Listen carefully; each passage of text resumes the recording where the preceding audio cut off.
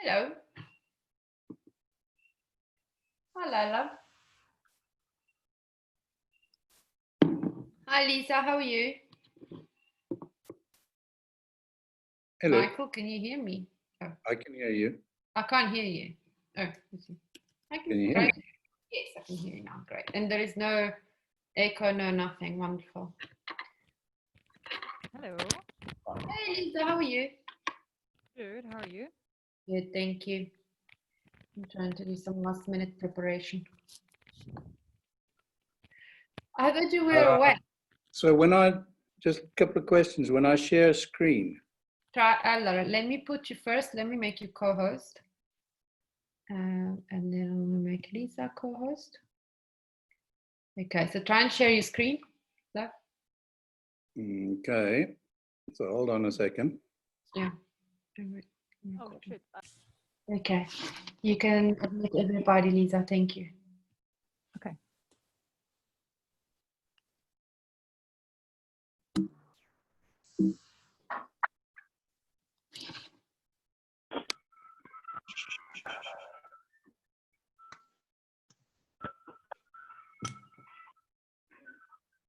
Good afternoon, everybody. Thank you for having joined us today again for the third week of the SADC TFCA webinar session. This week we're going to talk about governance and management of SADC TFCAs. My name is Clara Bocchino and I am the coordinator for this session. Can I please ask that all of you, as you join, mute yourself? Can I please ask that you mute yourself? Yeah. Thank you very much, everybody. My name is Clara Bocchino, as I was saying, and I'm going to be the host for today's session, during which we're going to talk about governance and management of In fact, you can check inside the computer babies somewhere. I'm currently working with Lisa Blanken from the GIZ Transboundary Use and Protection of Natural Resources program to help manage and coordinate the SADC Transfrontier Conservation Areas Network and support the SADC TFCA unit. And so together and with the network, we have organized a series of seminars that you are attending. So I've been working in the region on transfrontier conservation for the past 20 years, and I'm very happy that I can host this session today because one of my areas of expertise is exactly that of governance and management. So without much further ado, I would like to thank and introduce to you all the presenters for today. The first one is Michael Murphy, who's currently working as the program manager for the KEFA program of WWF Southern Africa, which is a USAID funded program in the Great Transfrontier Conservation Areas landscape. Before I give Michael the word, can I please ask all of you to mute yourself as you join And please use the chat box to tell us who you are and where you are from and where you're working from, and if possible, your interest in this webinar. Michael, for those of you who don't know, is from Zimbabwe originally has been working in community engagement and community-based natural resource management for all his professional life in Zimbabwe, in Mozambique, in South Africa, and in many other regions of the world. Michael, the floor is yours for your presentation. Thank you, Clara, and good afternoon to all of you participants for this session. I will bring up the presentation now. I would like to point out that this is a presentation is actually being given on behalf of a good friend and colleague, Brian Jones. Brian, unfortunately, is not in a position or is unable to actually make this presentation. So I'm giving it, and it is a presentation that he delivered to the SADC TFCA group back in February 2018. I've abridged that presentation slightly due to the time constraints of this particular meeting.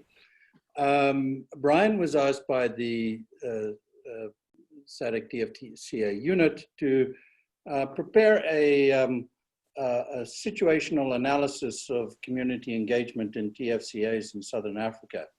And so this presentation largely follows on from that. Yeah. We know that across our region we have various different landscapes. This particular photograph of Brian's is one that I recognize very well, which is near the bridge between Botswana and Namibia, there by Chobe National Park. And often in that area, you'll see a very close interaction between people and wildlife. We find this in several of the TFCAs across the region, and sometimes that relationship is amicable and sometimes it is not. Brian Jones's situational analysis was to develop a background document to inform TFCAs about what some of the engagement guidelines are in terms of working with communities in the different TFCAs across Southern Africa. In this, he looked at the background to TFCAs in Southern Africa and some of the relevant international and regional and local policy and legal frameworks. They also took an analysis of what some of the best practices were and the lessons that have been learned over many years of working with communities in Southern Africa. Southern Africa has a long tradition of engagement with communities, and he's pulled out some of the examples of the emerging best practices within the SADC TFCAs. He looked at some of the recommendations that perhaps we would like to consider as we move forward to formalizing some kind of guidelines. In terms of TFCAs, Brian identified particularly two types of transboundary initiatives. The first is that transboundary park, the Transfrontier Park. And this is where you get two protected areas adjoining to each other. And in these transboundary parks, there may or may not be communities involved. If I think of the GLTFCA, the TFP would be an example of the abutment of Kruger National Park with Limpopo National Park. Limpopo National Park has communities resident within the park, although they are in the process of moving out. But another one would be the Kalahari Transfrontier Park, where there are no communities involved.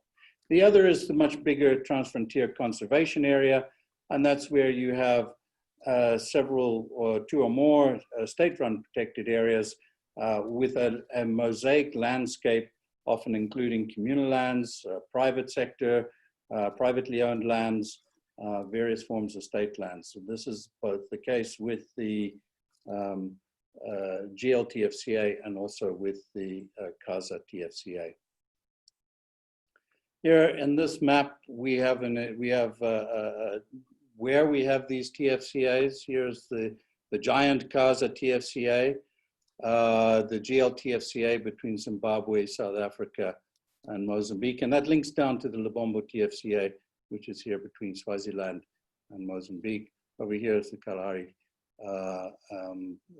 TFCA, and up here we have TFCAs in Malawi. So they are across the region, and are developing as we speak now. Move on from this. One of the real difficulties in all of this is defining who are the communities. So particularly in transfrontier protected areas, you're looking at people that are resident within the TFCA, with the TFP, or live very close or are directly affected by the transfrontier part. They could also involve previously evicted people. In South Africa, we have examples of that with the Makuleke community that lived previously along the boundary with Limpopo and were removed by the apartheid government. And they are often also linked through the flow of one or more ecosystem services, often, again, related to river systems and the linkage to natural resources and movement and transportations linkages as well. The TFCAs includes all of that, but it also includes people that have rights of access to land and the resources that are in between those particular protected areas. I'm not going to go through all the details of the legal and policy frameworks that Brian identified. I'm going to give you a summary because I think most of the people's interest in this particular presentation focus in on the community side. But there is an important aspect to this. One is that there are certain limitations that we have and which Brian identified in terms of the legal and policy frameworks. And these are that often we have a situation where governments retain a large degree of control. This has been something that has been debated for 30, 40 years within our region, the level of control that governments should and do maintain in terms of access rights and benefits to natural resources by communities. In many cases, communities don't have a strong land tenure right either. This is often across the board, even where land tenure is secured in traditional authorities, a person or a household often does not have terribly secure land tenure rights within that. That often limits the amount or the ability that they have in terms of I'm sharing the screen, then maybe you guys can take turns going through the data collection column. Somebody talking in here, if they could mute, please. Thank you. The other issue is that often these approaches working with communities are seen as ways of sharing pieces of pies. They become handouts and they're not actually about communities deriving a meaningful benefit or livelihood from their natural resources or from the opportunities that are presented by where they live within a TFCA or adjacent to a TFP. So they are seen as second-rate partners in the process, and this often leads to conflict between communities and authorities. One of the other problems that we see occurring is the level of harmonization of policies and legislation across SADC. And often it's not harmonized. And even within countries, we can see difficulties in some of that the harmonization between different sectors of government, agriculture, environment sectors are notable, even mining sectors as well. So I think when we look at all of this, there's a lot that still needs to be done within the current legal and policy framework. There are opportunities. There are new policies and frameworks that have been developed, that are being developed. I think of Mozambique in particular, which has done a lot of work over the past 10 years in terms of its legal and policy frameworks. There's often a case of a lag between improved policy and legal frameworks, particularly in terms of tenure, and the implementation of those improved frameworks. We need to ensure that where we do allocate resource and user rights to communities, that these are actually acted upon. We are looking across the region to see where we can harmonize that between the different countries, because we see a great disparity between different countries in terms of harmonization, even within a TFCA. So if we look at some of the best practices, we're looking at the lessons that we've learned. This is 30, 40 years of community natural resource management. These are broken up into areas where we have the co-management of natural resources, more traditional CBNRM approaches, which have been in existence for quite some time, particularly in Zimbabwe, Namibia, and Botswana. More recently in Mozambique, and also in Zambia as well, has had a long history of CBNRM approaches. Then you look at the issues of landscape conservation, and much more recently, the issues related to transboundary natural resource management. In terms of the existing best practice, some of the common themes, and these for many of you will not be new. I think we've known about a lot of these things for a long time. The challenge has been making them actually happen, and often to stick. But one of the important things is this negotiate and discussion with communities as equal partners and as holders of rights over land and resources. Communities are often talked down to, not only just by state agencies, but also by NGOs and others that don't necessarily appreciate their strength as landholders, resource users, and how they perceive the use of and benefits of natural resources. So it's really important to build a shared vision and objective when working with communities, involve the communities as active managers of the resources, not as passive beneficiaries. That's a very difficult one, because in many cases, when we look around the region, we see communities stuck in the rut of being passive beneficiaries in terms of community engagement processes. And then looking at some of the innovative ways that can be applied to getting communities to be integrated into the TFCA, and in fact into the governance structures of TFCAs, where they will have a meaningful voice in the development of TFCAs. So what are some of the best practices in terms of ensuring that the benefits are what communities actually need and identify? We see a lot of discussion of working with communities and organizations that are doing it, but have they really consulted with communities, and are they providing communities with what they really want? But this comes particularly in terms of revenue generations, the way it's done, participation of communities in decision-making structures.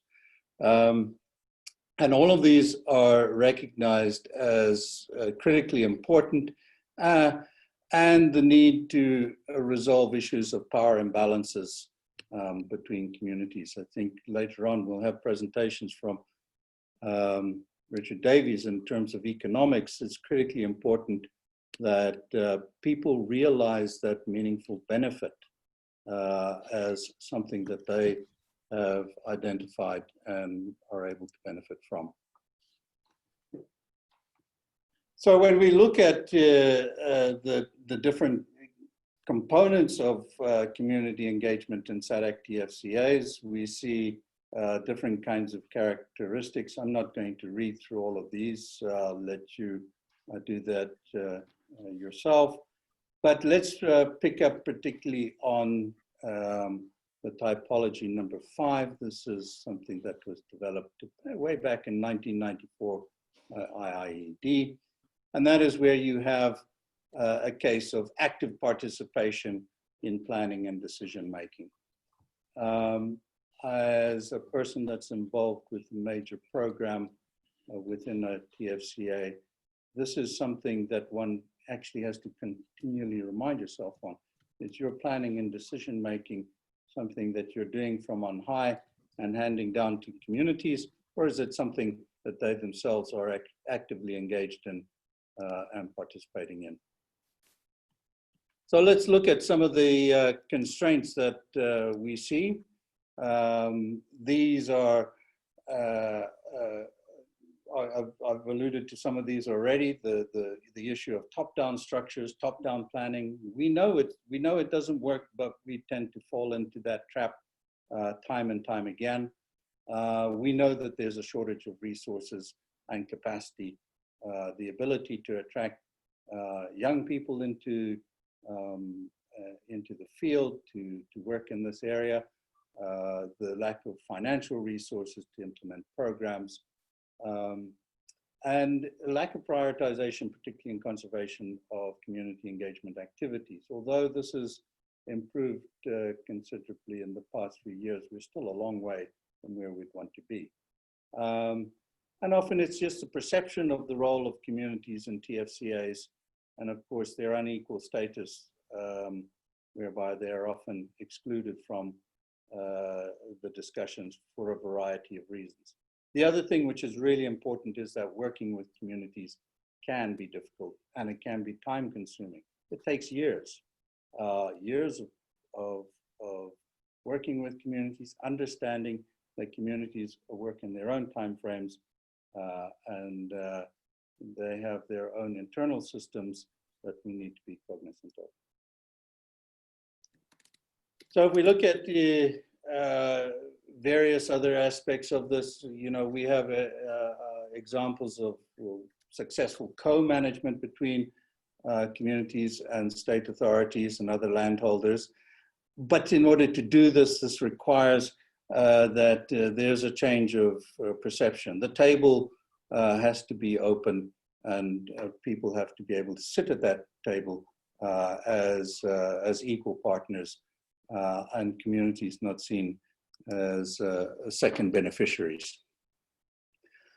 Brian then went on to look in his work at some of the areas where we're seeing emerging best practices within the SADC TFCAs. He's picked up on some involvement, community involvement in species management. He picked up on the CASA conservation strategy and plans for African wild dog. We see that in some parts of TFCAs that there are these specific focuses, whether that be on particular species or other aspects of wildlife management which involve communities.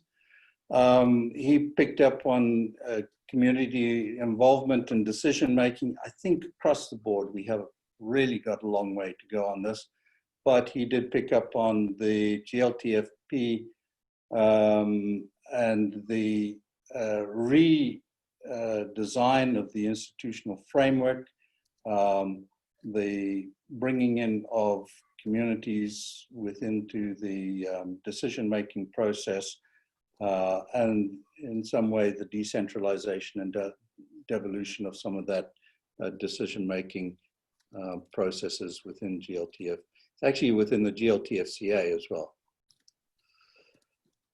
He looked at and identified the livelihood and economic development opportunities within the Lubombo TFCA and some of the processes that are being engaged with there.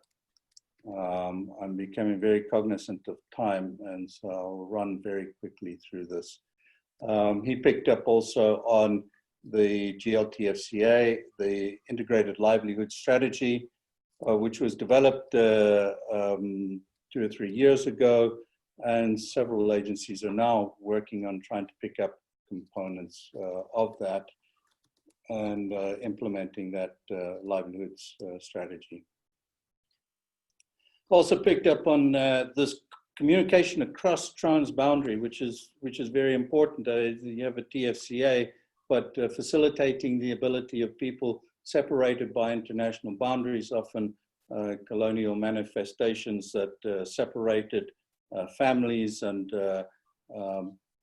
groups of people that had been neighbors prior to colonial settlements, and breaking down those barriers and those fences and enabling people to communicate again. He picked up particularly on the Kaza community transboundary forums as something that is showing a promise in that regard. And then within a country, some of the looking at conservation as a landscape, not as particular pockets and distinct areas. This would involve the areas like we have here in Namibia, where community conservancies in the Muduma National Park and the conservancies around are integrating with each other. So in terms of the recommendations, he's looking at drawing on some of these points that I've made underneath, but looking at presenting a guidelines, both from a strong theoretical perspective, but also from a practical perspective and a way that could be used across the region.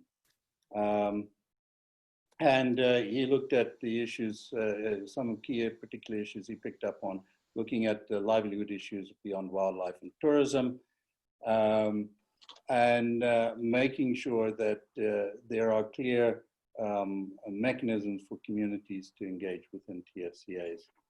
He ends this with picking up on the issue of addressing human-wildlife conflict. We opened the slide where people and wildlife are interacting closely in a harmonious way, but there is, as I mentioned, cases where that doesn't happen, and where that doesn't happen, conflict can be quite extensive.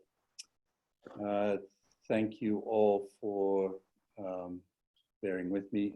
Turn you back to the host.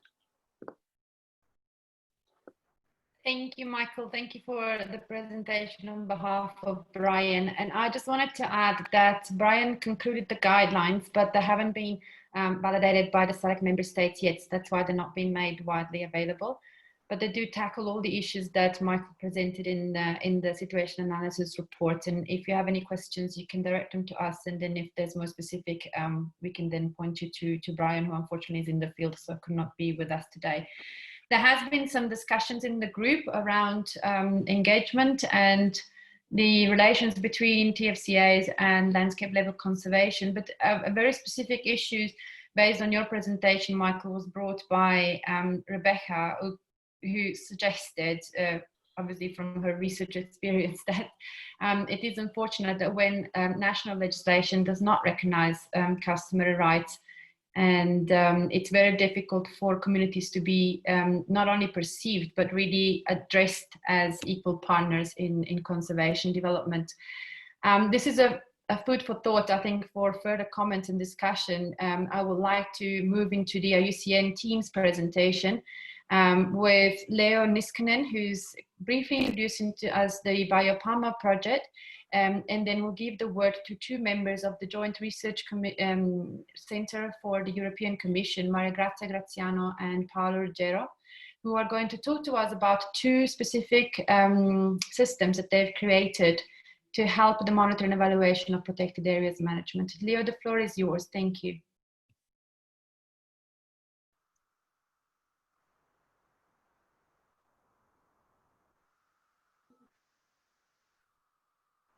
Thank you.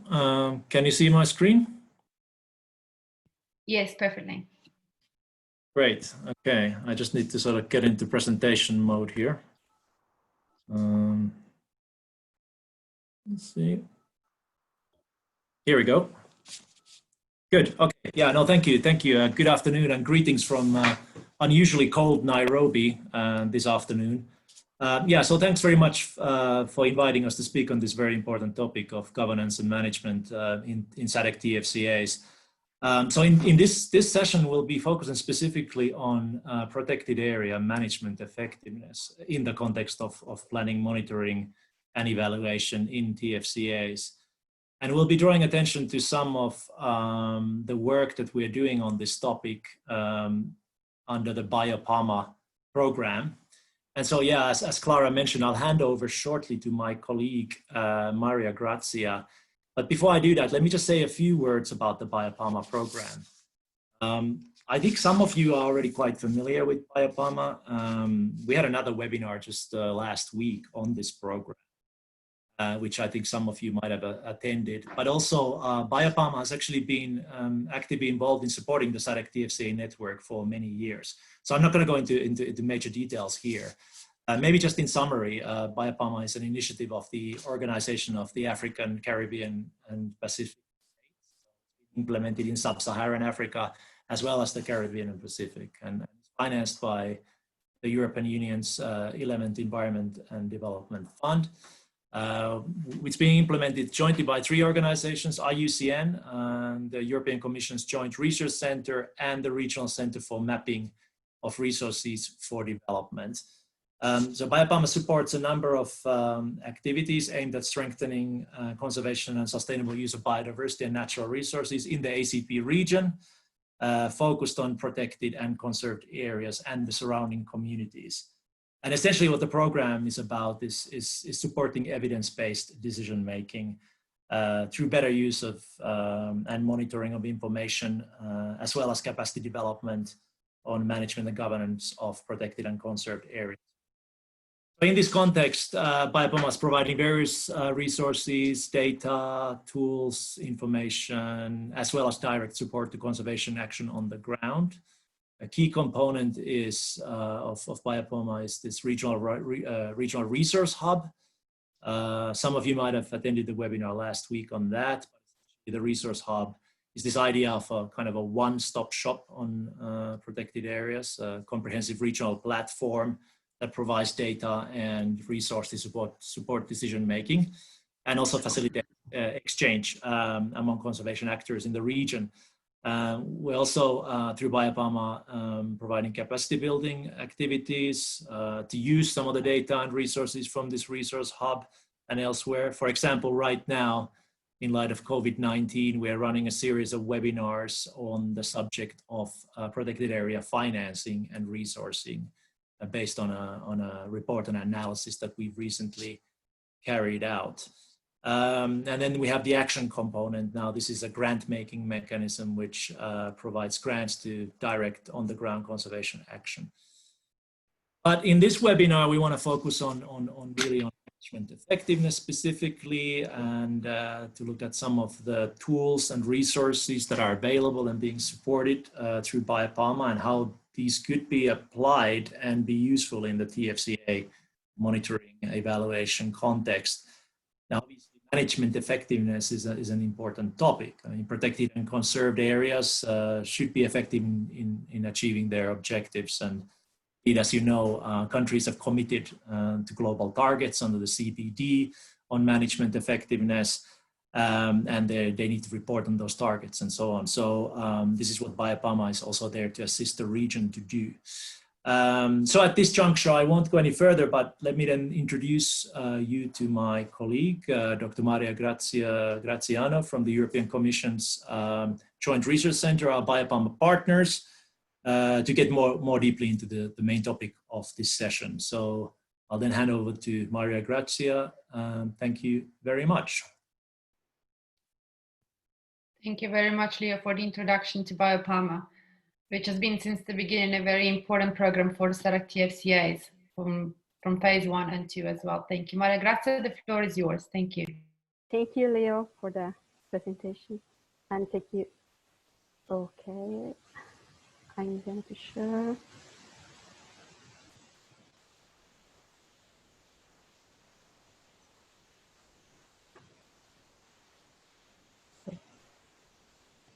Okay.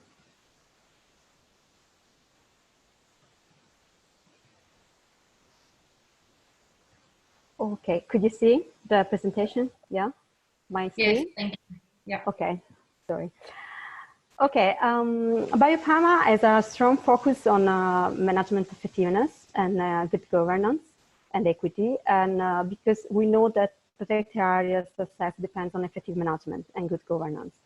In BioPharma, we like to promote data sharing process and would like to make available the best information and science for better decision making and for protected areas management.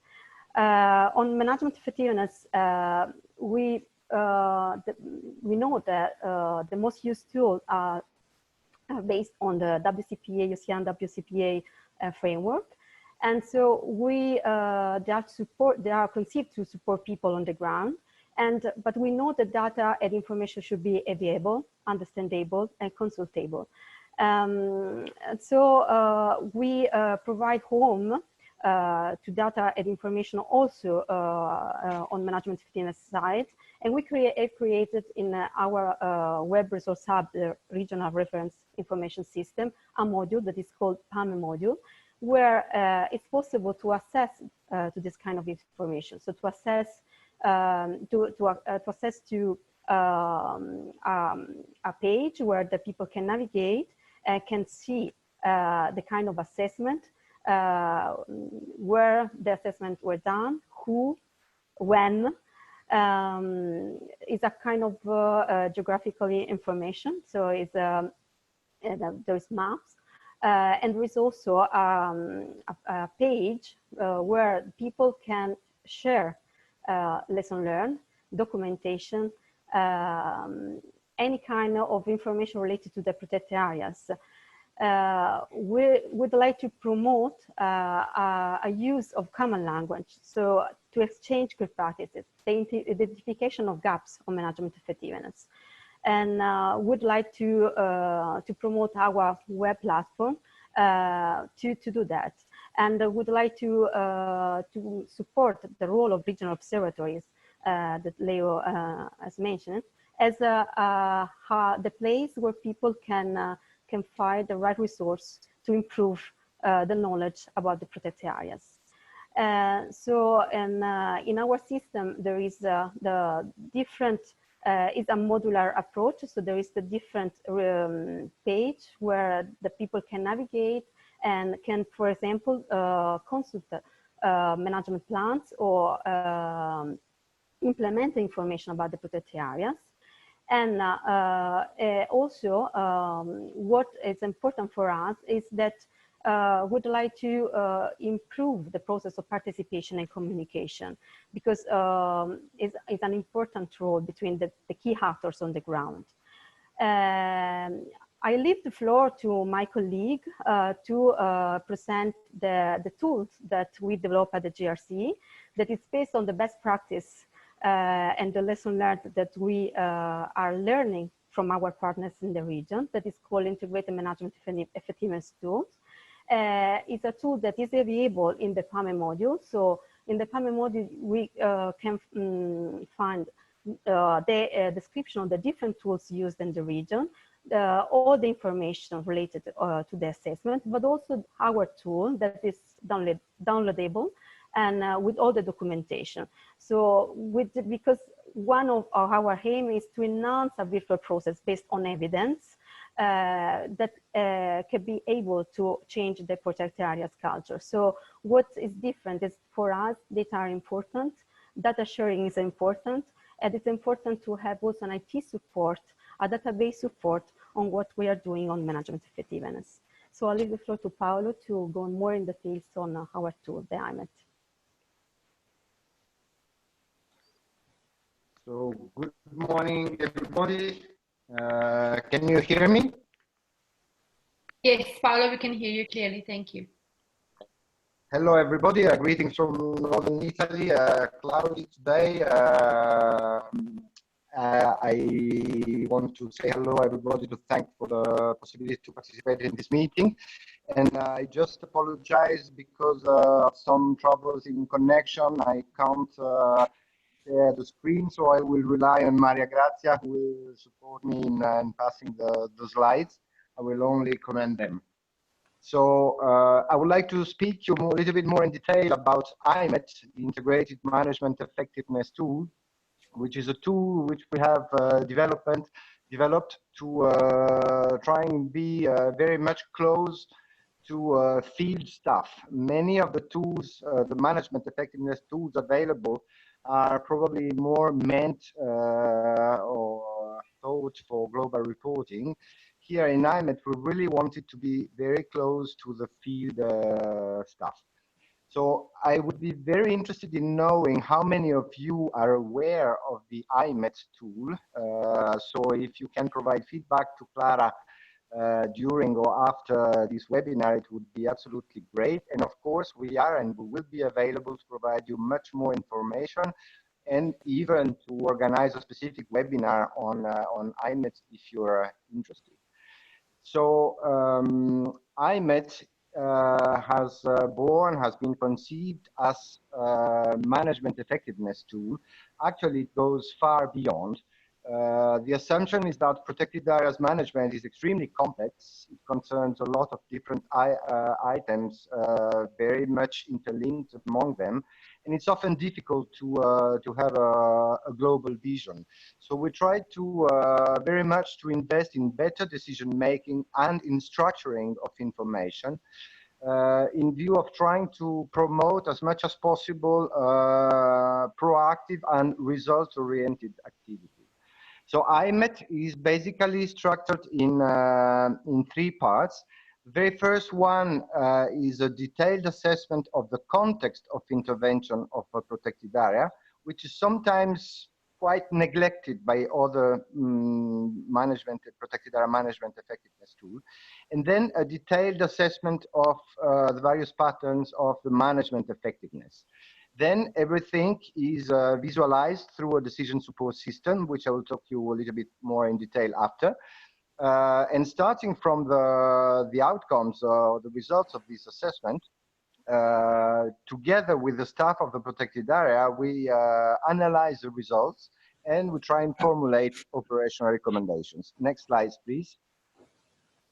What I want to stress very much about IMET is that it is quantitative, with scales which allow to follow up over time the changes of the different situations on the field.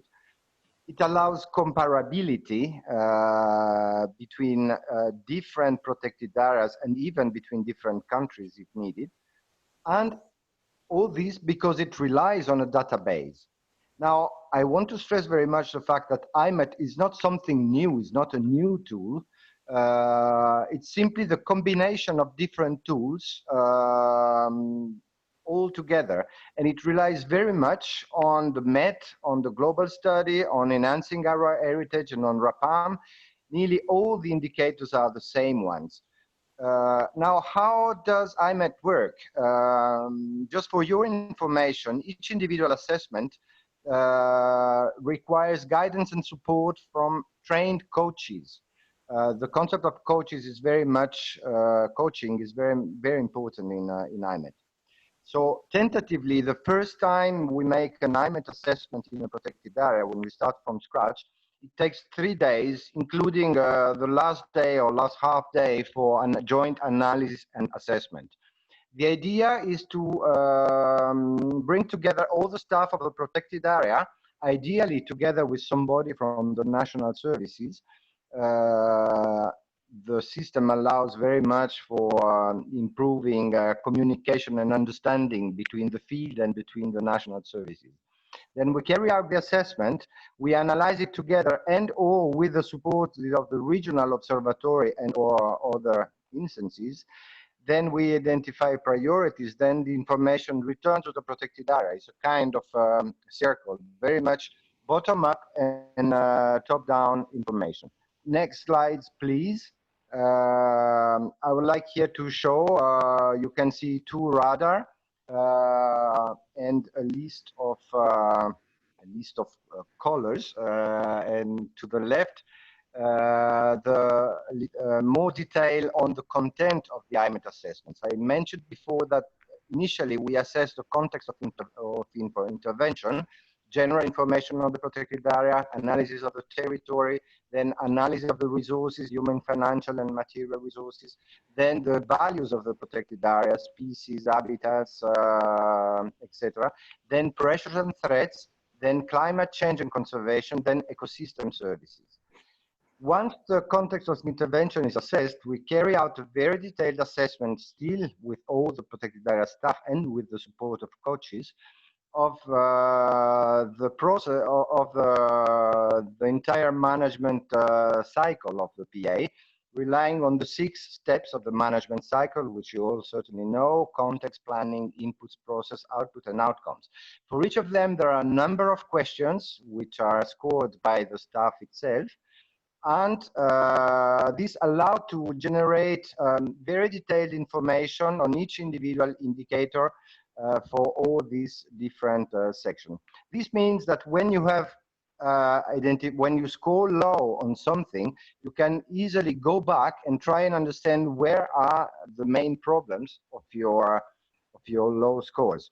I want to tell you that this tool has been tested and used in Central Africa and Western Africa, and it has been extremely appreciated, so that many national services have adopted it as a national system to follow up their protected areas network. Next slide, please. Once we compile the IMET assessment, we nearly automatically generate an analysis report, and then together with the staff of the PA, we carry out a SWOT analysis and provide operational recommendations. So another important element which pushed a lot, helped a lot for the appreciation in the field is the fact that when we finalize the assessment, all the information is already immediately possible to be visualized, and it remains with the protected area itself. Next slide, please.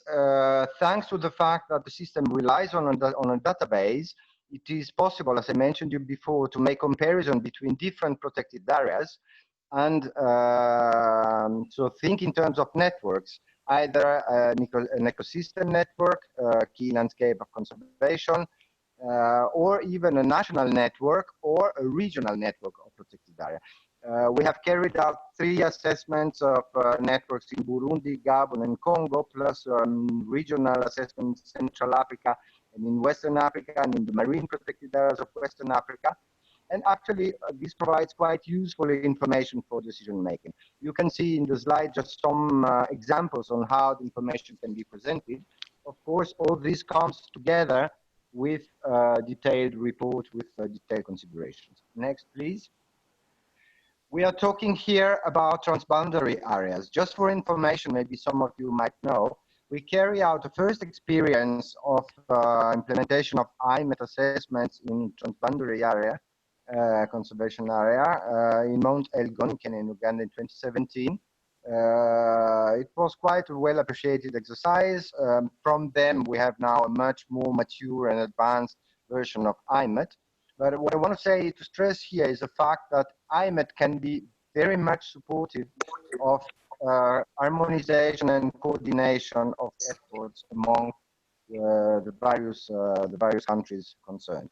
So it is even possible to work on the automation of the outcomes of 2 individual IMETs carried out in each side of the transboundary area, and then merge them and support all the process of comparing values and identifying common objectives. Before finishing, I just want to say that as JRC and IUCN, through BioPAMA, we are fully available and open and interested in helping you. If you're interested in organizing an assessment, you can discover the IMA tool, which normally has been always appreciated when it was tested. And in any case, try and work together on conservation areas. Next slide, please, which I think is the last one. All this process entails a very important dimension of capacity building. There are a number of initiatives. There's a network of coaches. And there's an important manual on this, which is a permit. A new version of the manual, including support in analysis and formulation of recommendations, is available now. Voila, I just put as last slide some quotes, which I leave you the pleasure to read. And I thank you very much for your availability. Bye-bye. Thank you very much, Paolo, Maria Grazia, and Leo, for these very interesting presentations. I think for us, it relates a lot to the presentation that we had last week on the SADC TFCA monitoring and evaluation framework. But this is clearly on a totally different level due to the applicability to protected area level and not just at a regional transfrontier conservation area level. There is a burning question from Lorraine Boucher in terms of opportunities for training on the use of this tool. Lorraine, do you mind if we, just in the interest of time, answer this one later, or we can get in touch directly with Maria Grazia and Paolo? I would like to just give the word to our final presenter, Richard Davis. Like our first presenter, Richard has a history in conservation in Southern Africa, and I'm sure many of you here know him much better than I do. So he starts his career as an ecologist, and then after working in several protected areas in our region, including the Madikwe National Park in South Africa, he turned to become a consultant, and he's currently working on this program on financing and business plans for protected areas under the Peace Park Foundations. So Richard, without much further ado, I'm going to ask Maria Grazia to bring down the presentation, so to stop sharing the screen, so you can share your screen and give us your presentation, and then we're going to engage in a discussion with the audience. Thank you very much. Richard, the floor is yours. Thanks, Clara, and thanks, everybody. Let me see if I can get my screen up. Do we all see that, Clara? Yes, just put it in presentation mode, and then it'll be perfect. Thank you.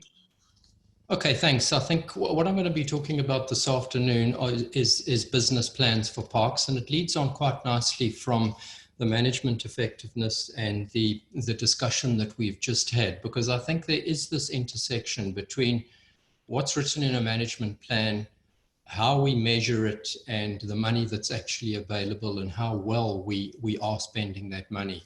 And I think that really pivots on good business plans. So I think what I want to do today is to run through with you business plans in the context of A, management plans, and then how we go about dealing with expenses in parks typically, the opportunities that many of these protected areas have across the region, which maybe we're not utilizing as widely as we should be, the revenue opportunities that are available to us, and I think COVID has really focused our minds on this, and then importantly, institutional arrangements, because I think these impediments or these opportunities operate at quite a lot of levels. So I'm going to keep the discussion fairly broad today. I think I've got to be careful that I don't get immersed in too much detail in business plans, because there is quite a lot of detail that comes out of them. And I think for many, I don't think business plans are that well embedded in protected area planning as they should be. So maybe, how do they relate to management plans? I think a management plan, if it's well constructed, must provide a broad strategic framework for a protected area, or possibly even for a TFCA. But at this stage, we generally work with individual parks. Within that management plan, it's critically important, obviously, to define what the purpose of the area is. and the threats and the opportunities that area is confronted with. So what are the management interventions that we need to put in place to deal with threats, to realize its vital attributes and its purpose?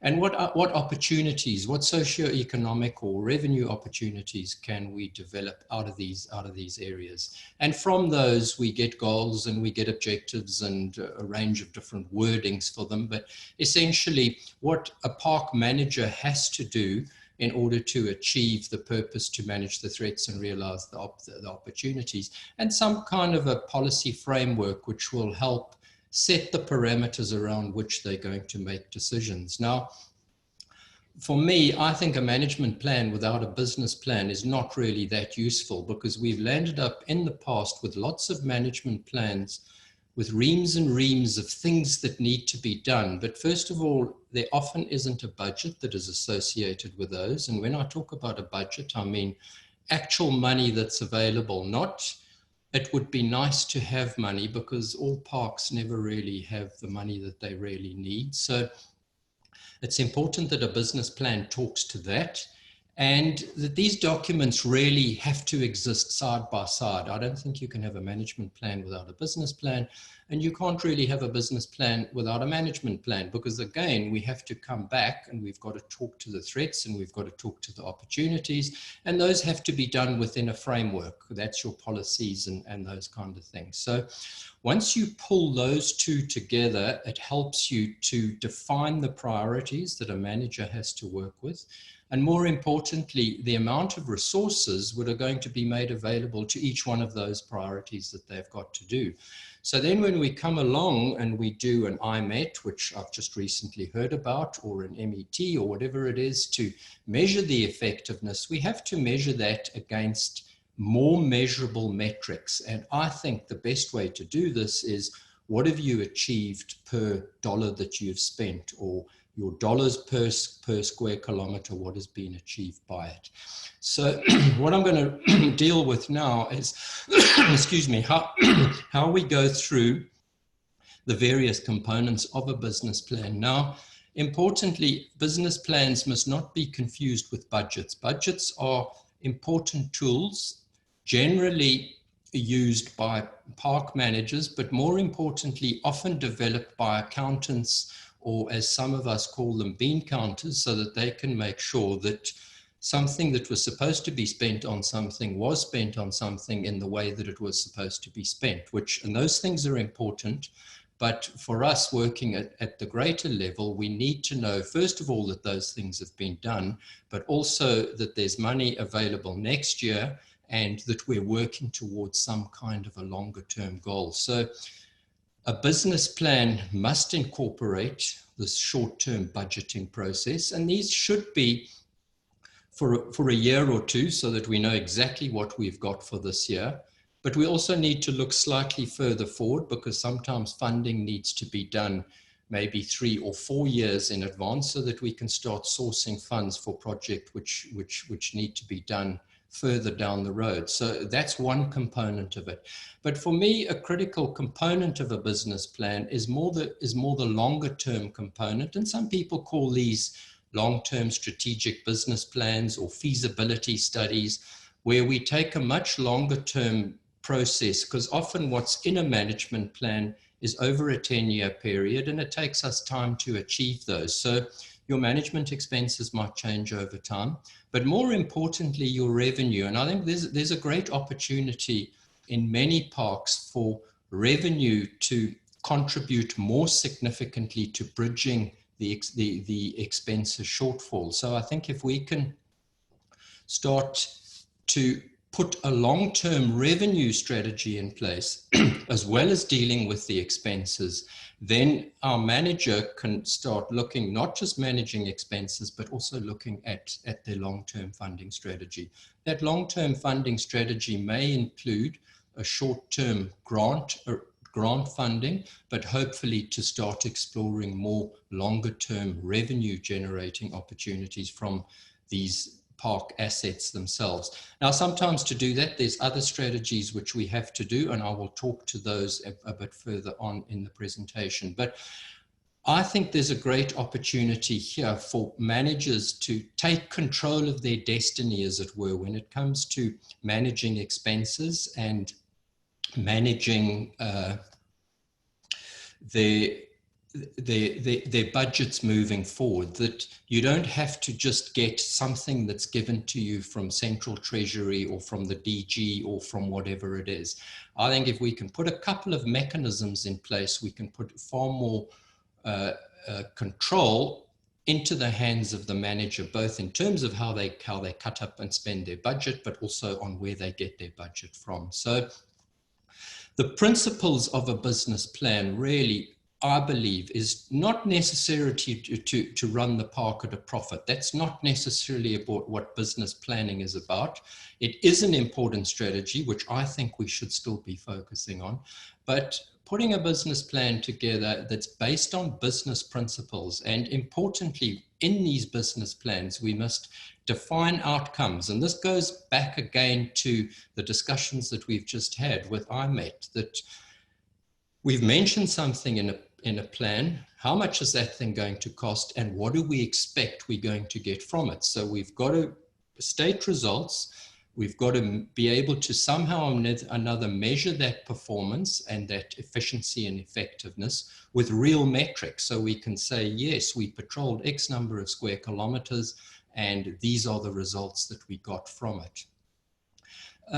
It also allows us, I believe, if the business plan has been done appropriately, to understand our costs better and to understand the issues that are driving those costs within the system. So we need to understand the budget at a fairly good level of resolution so that we can secure the revenue that we need, and we can also manage that revenue once we bring it in. So again, business plans versus budgets. I think what we're seeing with a lot of the budgets that we're working with is they're done around cost centers that are often not related to performance. So we will know what we're spending on staff, we know what we're spending on travel, we know what we're spending on stationery, but we're not necessarily linking that back to a specific metric or to a specific level of performance, because the cost centers, again, have often come from accountants who want to know these things because they're very useful for them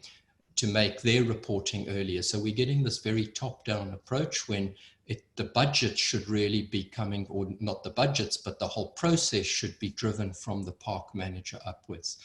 They're not really a great tool for measuring efficiency, because if we're measuring what we're spending on people and what we're spending on cars and not what we're spending on activities, then it becomes far more difficult to be able to say if we're achieving the process that we need. So managers, I believe, are often disempowered by the government funding process, which we typically see across the region, because they don't really have any control over how these budgets are allocated from one year to the next, and they don't know what's going to happen because budgets just summarily get cut. So how then would we go about doing an expenses related budget? I think we have to deal with activity-based budgeting. So we deal with cost activities and not cost centers. So again, we don't say how much we're spending on staff and how much we're spending on pencils. We must list our activities and say, right, to go back to the threats, one of the threats in this park is the high level of human-wildlife conflict. What is it costing us to mitigate human-wildlife conflict every year? What resources do we need to allocate in order to undertake that activity? So how many staff for how many days of what standard or of what grade need to be deployed to do that activity? When they're doing that activity, what transport do they need? How do they need land cruisers? How many of them? What mileages are they doing typically? What support expenses would they need? What provision do we need to make for rations, for uniforms, for equipment? So we can get these costed down to a very high level of detail. So if there's any changes in any of these items, we can immediately see what impact that has on the budget for that particular activity. So again, these activities must talk directly back to the threats in the management plan or the activities in the management plan. And we must through this process, set performance targets for that activity. So we can measure from one year to the next if we're getting more efficient and more effective at it. So if our human-wildlife conflict issues are increasing, to start understanding what they're increasing and what's working and what isn't working and what we could do to maybe improve this over time. So that deals with the activity side of the budgeting aspect, but then we've also got to make sure, because these are the typical bugbears of many of these parks across the region, is to make sure that there's provision to replace equipment. We can't just buy a Land Cruiser and not budget for another Land Cruiser in 4 or 5 years' time, and similarly for other equipment. Infrastructure, I don't know how much I've seen built across the region where maybe good donors have come in and they want to make a difference and they build infrastructure, or they put roads in, or they put fences in, or whatever. And these things obviously deteriorate and they need to be maintained. These two suck in resources. So it's important that we budget accordingly to make sure that we've got sufficient funding available for infrastructure. And then some unallocated overheads, electricity costs, water costs, insurance, all of those kind of things, which you can't necessarily allocate to a budget, to an activity. Sometimes these need to get carried in and added into our overall operating budget. Then on top of that, there's sometimes once-off costs. These are often things like planning expenses, or maybe purchasing animals to restock areas, or even capital expenses where we do need to build accommodation or entrance gates or whatever it might be. So I think to make sure that you've done a thorough budgeting process, that if there's a statement made in a management plan about an activity that needs to be done, we must consider all of the actions that we need to put in place to achieve an action, and also to define what performance we're expecting from that action. Because this is where ultimately the rubber hits the road. We can write something, but if we don't have a budget for it, we can't do it. And if we do have something written, we can at least say, okay, this is what we mean when we mention law enforcement. We're not going to stop every elephant from being poached, but we're going to contain the elephant population or the poaching to within acceptable levels. And in order to do that, we're making the following provision for what it's going to cost us. So I think if at the end of that, and this is one that we've taken from a park, this is how we would typically break the activities down. So we would see what's available, for example, for tourism management, the community development program, finance, biodiversity monitoring.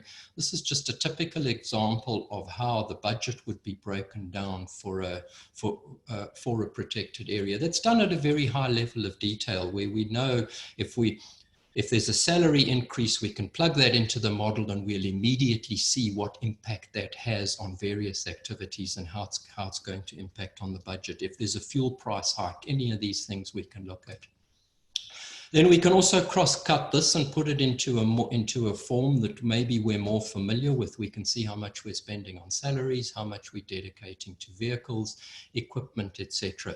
And I think these are important as well, because in many of the parks that I've worked in across the region, we start to see salaries, for example, start to drift over 60 and 70% of park budgets. And once you start getting into that kind of league, you haven't got sufficient resources to put into vehicles, to equipment, to purchasing supplies, and to deploying people into the field. So it's important to understand these metrics at various levels.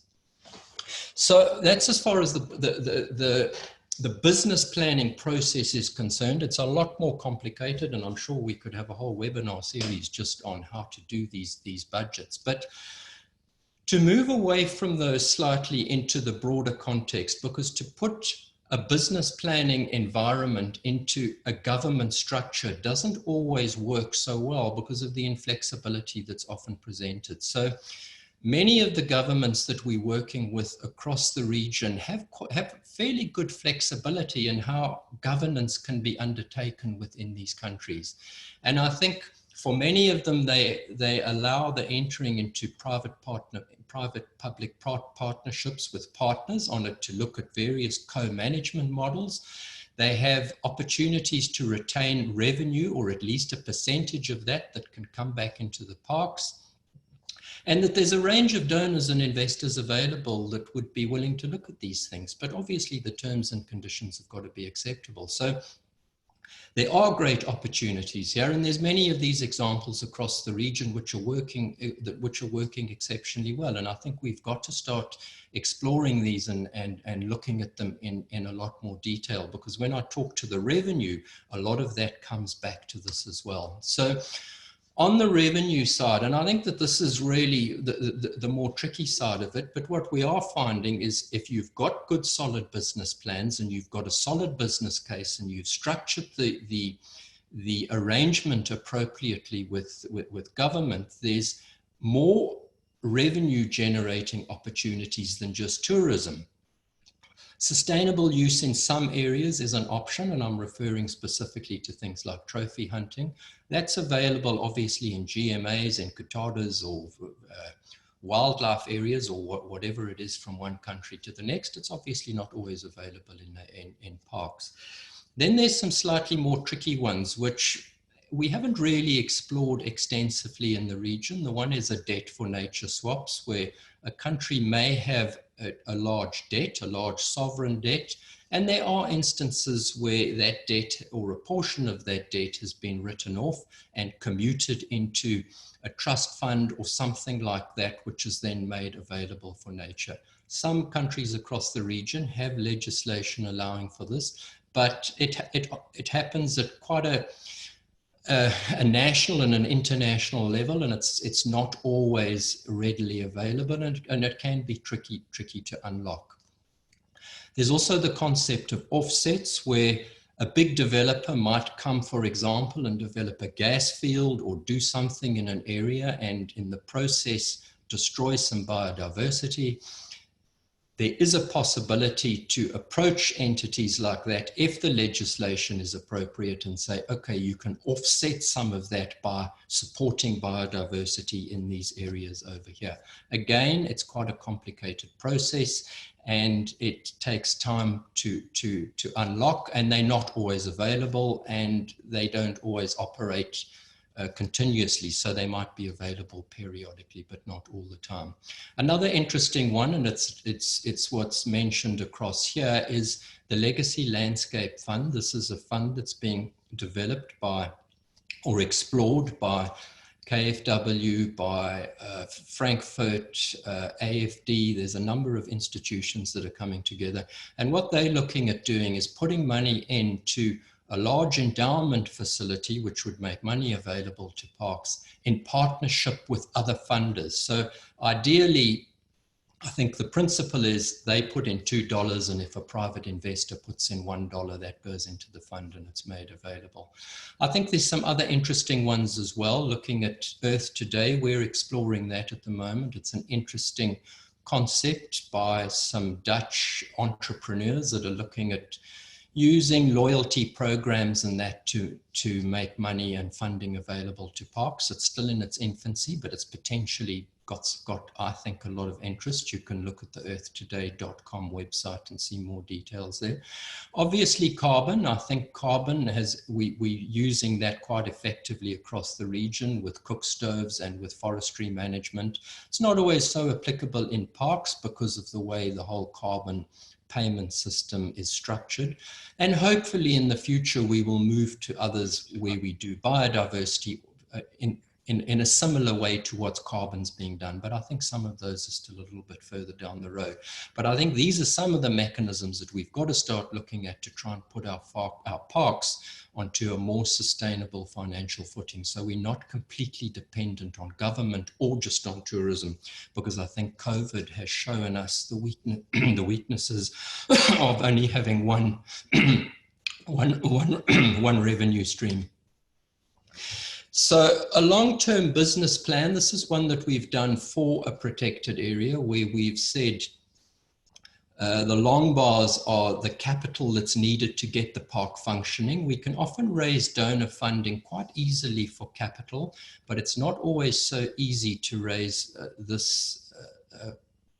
the expenses or the operating expenses for a park. So what we're saying in many of these areas, if we can recapitalize these parks by putting the animals back that previously occurred there, building up some infrastructure to get tourism perhaps operating or doing whatever it is that we need, our expenses in this instance would grow, and then we'd stabilize at a more sustainable level, all the while our revenue curve is growing. But importantly, in order to make this revenue curve do what it's doing here, we've got to realize opportunities of the park, and that becomes a really important output for the manager as well, to make sure that not just their expenses are being managed properly, but that their revenue targets are being managed appropriately as well, so that there's a definite strategy to make these work rather than just relying on government budgets.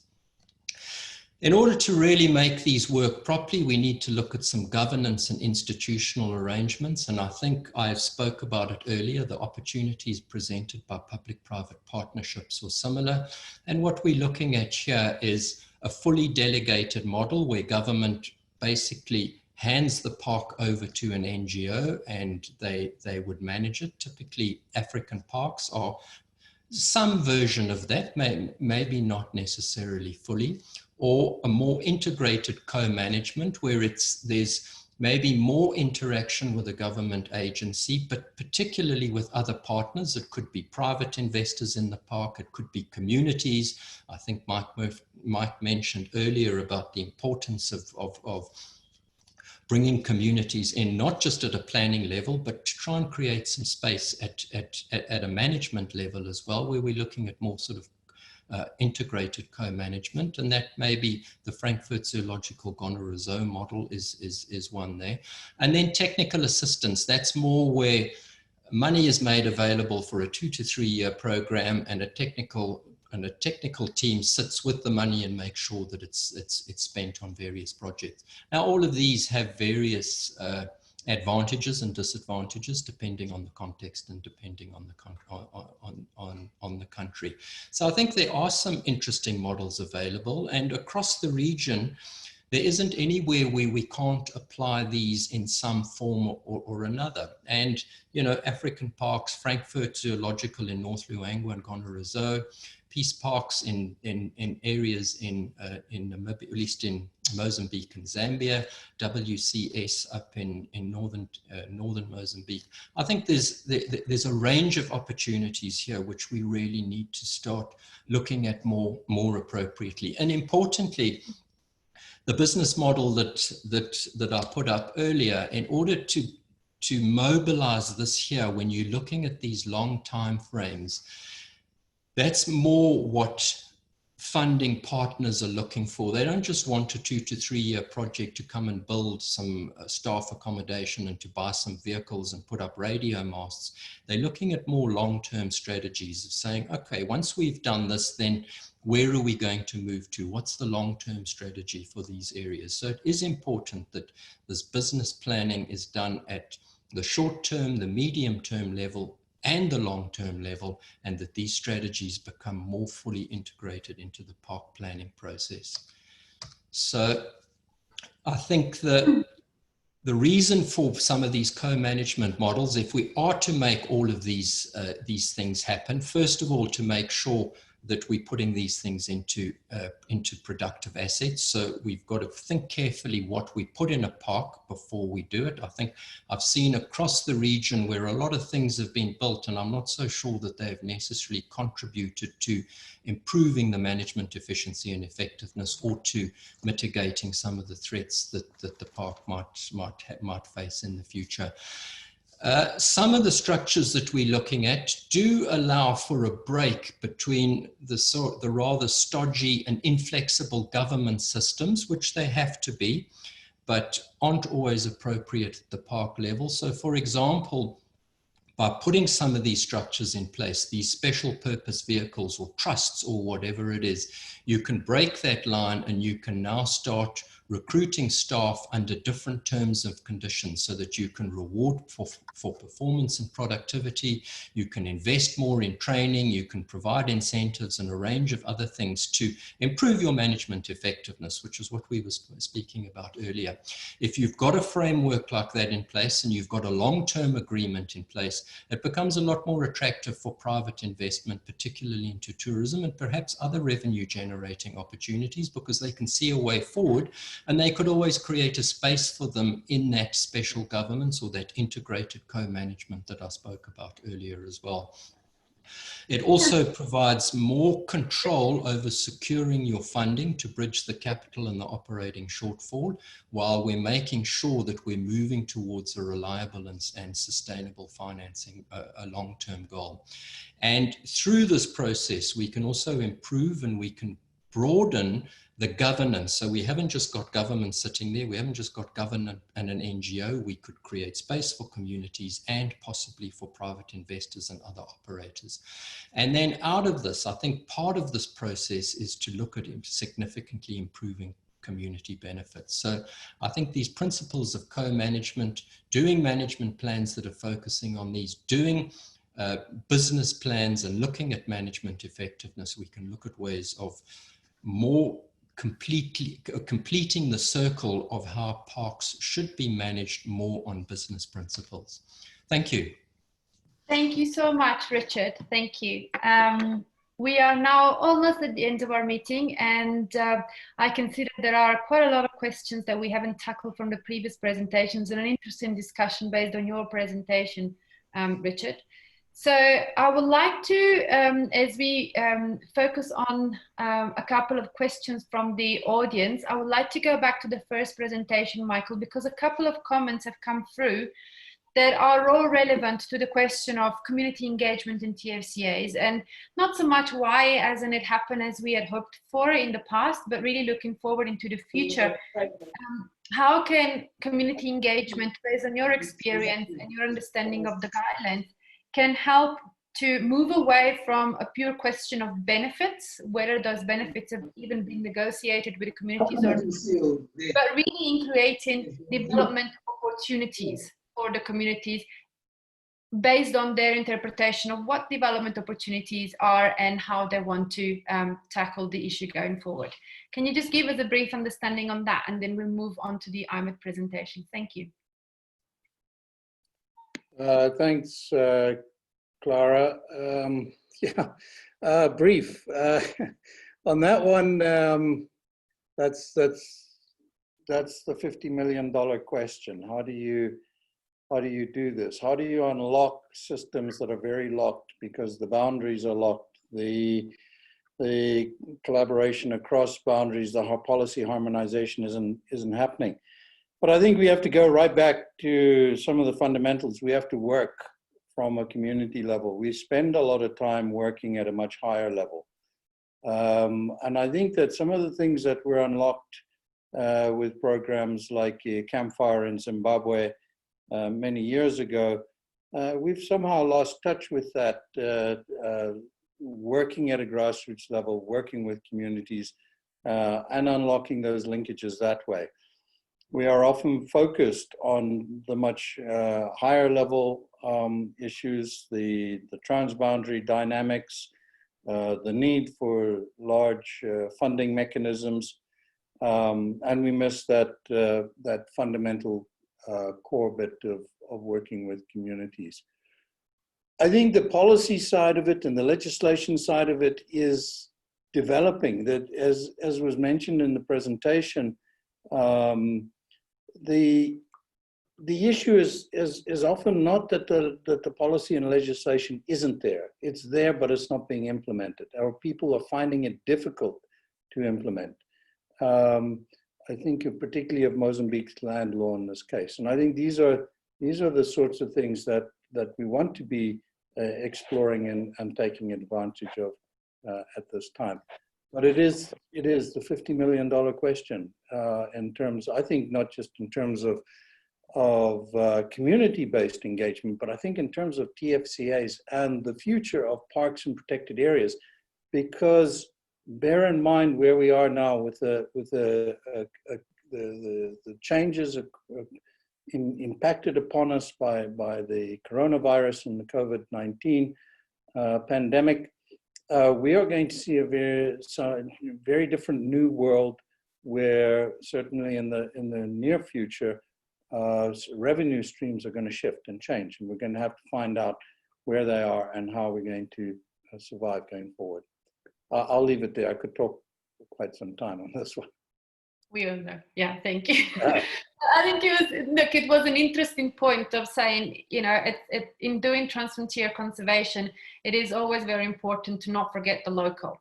If the local is a protected area, if the local is a community, let's not just focus on what happens in the landscape and across the region, but let's be able to work on the two levels, the local level and the regional level. And Alex Caron agrees with you very much.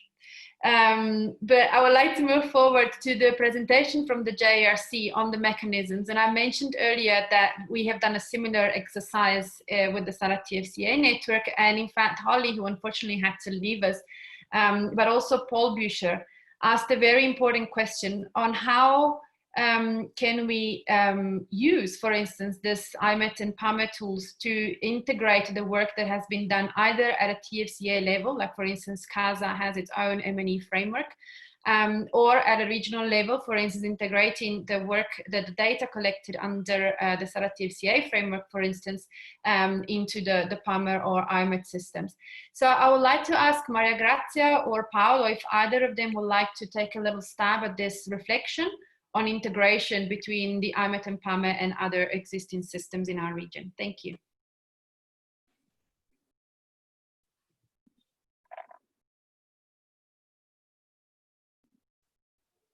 Maria Grazia, Paolo, are you there?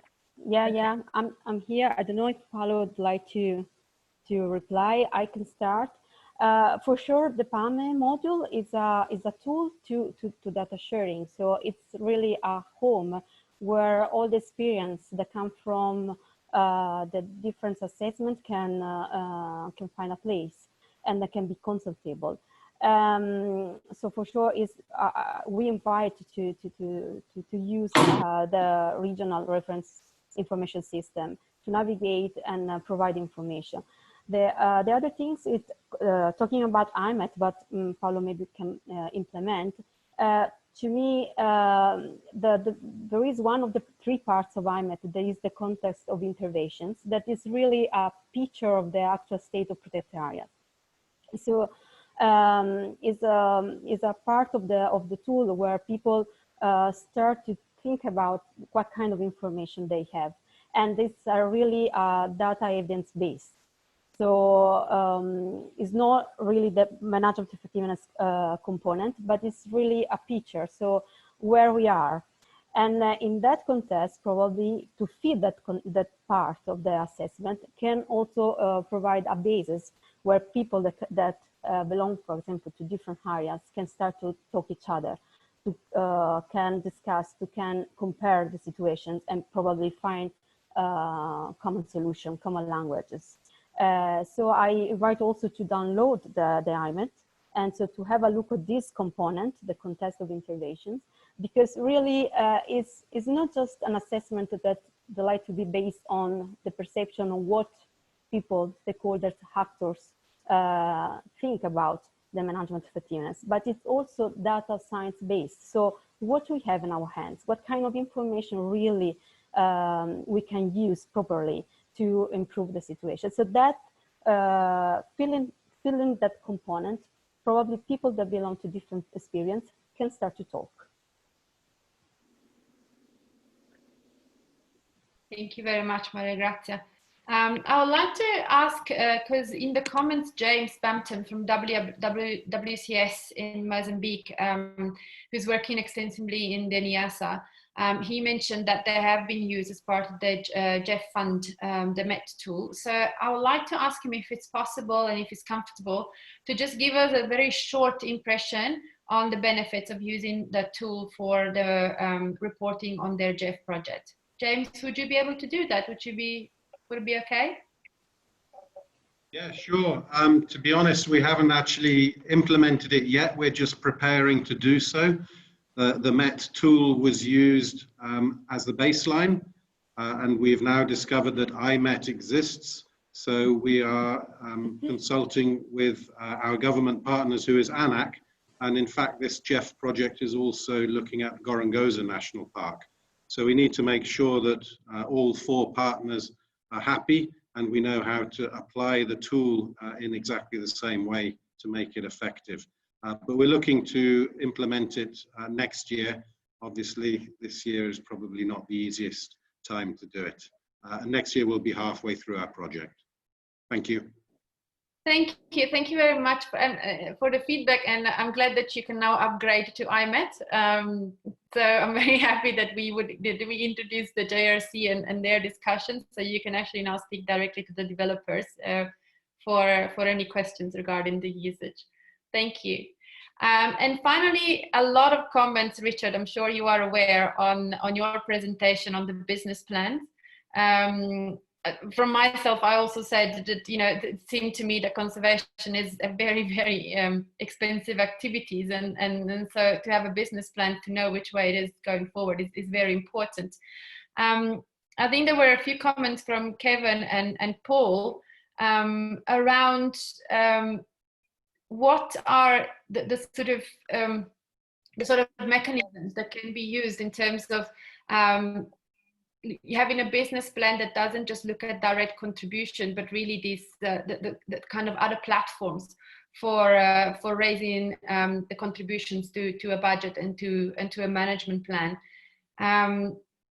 Would you be able to, I know you mentioned some of that in the rush for the finale of your presentation, so I'm very happy for you to take a couple of minutes to reflect on how effective would be to increase the portfolio for a protected area business plan that also looks at either private sector carbon credit kind of programs or other payment for ecosystem services, other mechanisms that would help to contribute to the business plan. Thank you, Richard.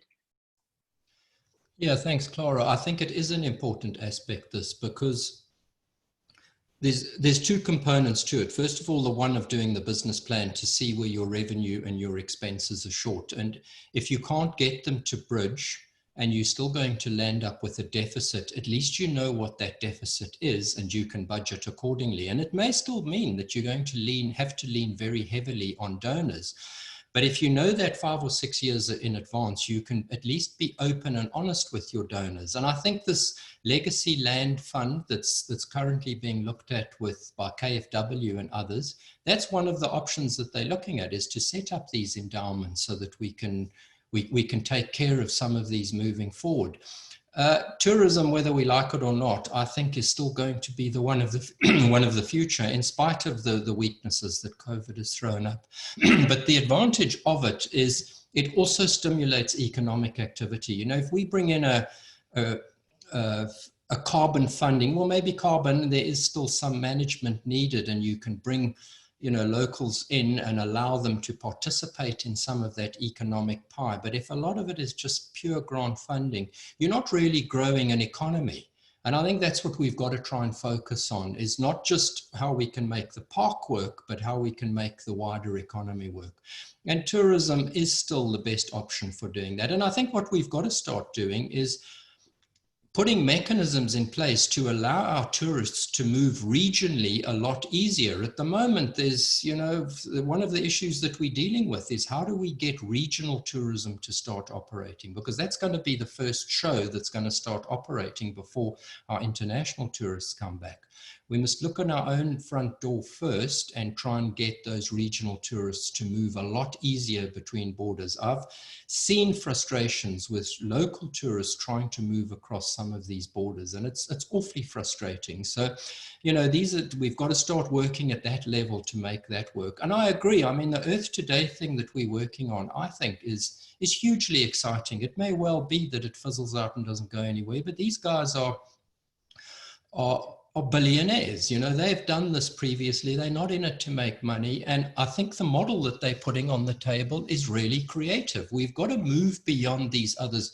I think a lot of these, whether it's carbon or, you know, these impact bonds or those things, all that we're going to do is suck in a whole lot of hugely expensive lawyers and financiers. And by the time we take their cut off, the chances are we might run off with less. So I'm not saying we mustn't pursue those, and we're looking at it from Peace Park's perspective to try and see how many of these things we can open up. But it does remain a challenge. And I think the Luc Hoffman Institute in Switzerland, they're also exploring some of these creative financing models. Unfortunately, wildlife costs a lot of money, and the West expects high levels of performance. but they're not prepared to dip into their pockets to do that. And that's what we've got to start doing, is to start bridging these divides to try and get this funding to flow from north to south, so that we can get these projects funded. But in the short term, it is going to be tourism, and I think we must focus on trying to get our regional tourism to flow more freely. Yeah, thank you very much, Richard. I also think like there's a lot of foundations and important sources of income in the region as well. So even in terms of, you know, directing resources south to south can also be, even if just an interim, for instance, or whatever a solution. There is a lot of foundations here that are looking into doing work in conservation, and we should map those out as well to understand what resources can come from our region as well. I see two final comments, one from Michael Wright and one from Steve Collins. Can I give the word to Michael to just, he would like to have a comment on this based on his experience in the Lubombo TFCA, and a question to ask, even if it doesn't have an answer today, given its very nature. But Michael, please unmute yourself and share with us your experience, and then we're going to wind down the session. Thank you. Can't hear you. We can't hear you. You sound very far away from your microphone.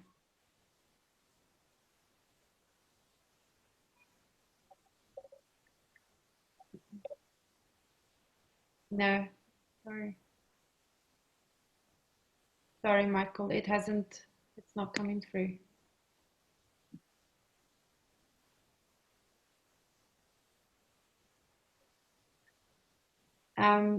Steve, you raise an interesting point of that of CASA in terms of allowing regional tourism, and I think I agree with it. I also agree, especially as an international resident in Southern Africa, CASA visa makes such a wonderful difference in traveling through the TFCA. Sorry, Clara, is that better? Oh yes, perfect. Thank you, Michael. Go ahead. Sure, thank you. Yeah, in essence, you see my question there. Our company Sustain undertook a whole lot of planning with multitude of stakeholders. It was about a 5 or 6 month process and funded by PPF with KZN Wildlife involved. And we did extensive tourism planning for the Tembe and Dumu-Sutu Gorge region of the Lubombo TFCA. We then had follow-up meetings with stakeholders to try galvanize the way forward to set up the route going into the feasibility study phase. And at that time, Tourism KZN put up their hands to try assist and fund and commission the feasibility study phase. And then the funding seemed to have dissipated a bit, and then another priority project got in the way. And it's literally been sitting now for a year, and it would be fantastic to see it realized. And anyone who's able to, if you could assist in whatever way possible. At that time, I was working closely with the PPF and KZN Wildlife individuals to commission it, who can basically assist and stimulate this process to get going. Thank you, Michael. I see an email also from PPF, who was one of your funders, in the planning session for the Lubombo TFCA, which is a project funded by GIZ. So maybe that can, if that's not the way you got involved in the first place, then that might be an interest for you to get on in terms of finding new plans going forward. Yes, James, thank you for sharing that. Mozambique has now announced the tripartite electronic visa agreement today, and I would like to give the word to Cornelio to introduce this initiative to us, and then I'm really going to close this session. Thank you. Cornelio, go ahead.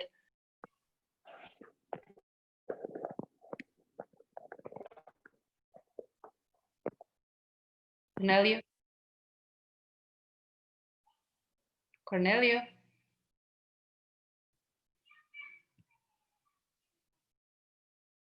Cornelio?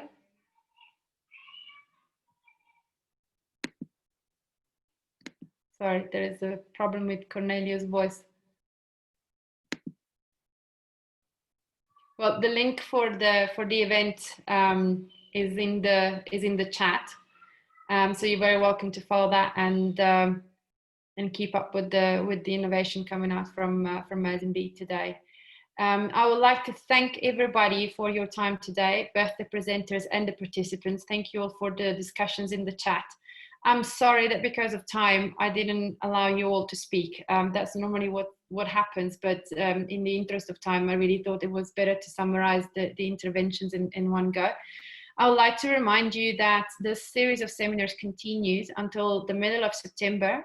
And every Tuesday we'll have the presentation sessions, and every Thursday there will be just 1 hour of discussion with experts on a specific topic. So please join as you can and share the word with your colleagues and your networks. And I hope you've enjoyed this, and you're going to join us for all the other seminars that we're going to organize. It's a very big commitment, I know, and working from home doesn't mean that we are always free to do whatever we want to. But I hope that you'll find the time to attend them as you can. And don't forget that the recordings will be available both on the Facebook page, the SADC TFCA program Facebook page, and on the YouTube channel of SADC TFCA program. So if you missed it, you can catch it up there. Thank you, everybody, and we'll see you again on Thursday for our next roundtable discussion. Have a good afternoon, everybody. Bye-bye.